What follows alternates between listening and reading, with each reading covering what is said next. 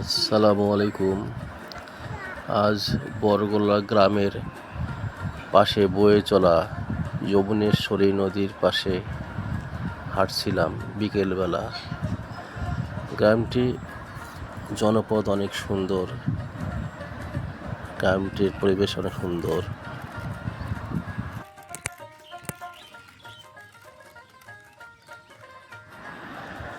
বিকেলবেলা নদীর পাড়ে এপাশ থেকে ওপাশ হাঁটতে অনেক ভালো লাগে। সুন্দর বাতাস, পাশেই সন্ধ্যা যখন হয়ে যায় তখন সূর্য ডোবার দৃশ্য অতি সুন্দর লাগে। যমুনেশ্বরী নদীর পানিগুলো এখন শুকিয়ে যাওয়ার পথে। বর্ষা মৌসুমে এটা মোটামুটি ভরপুর হয়ে যায়। তবে এই নদীটির একটি গুণ, এটা ভাঙে না, ভাঙন নেই, এই অবস্থায় থাকে। রংপুর শহরের উপর দিয়ে 3টি নদী প্রবাহিত।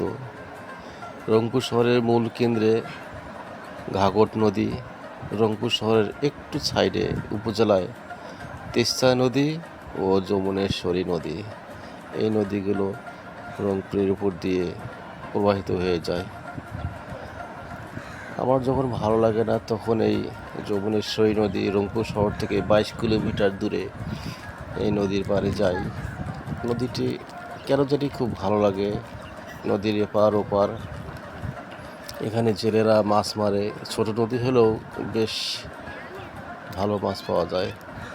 এই যমুনেশ্বরী নদীটি যমুনা নদীর সঙ্গে মিলিত আছে। বিকেলবেলা কত সুন্দর দৃশ্য, ভালো লাগে। এখানে বসে থাকলে আরও ভালো লাগবে, শীত মৌসুমে আরও ভালো লাগে।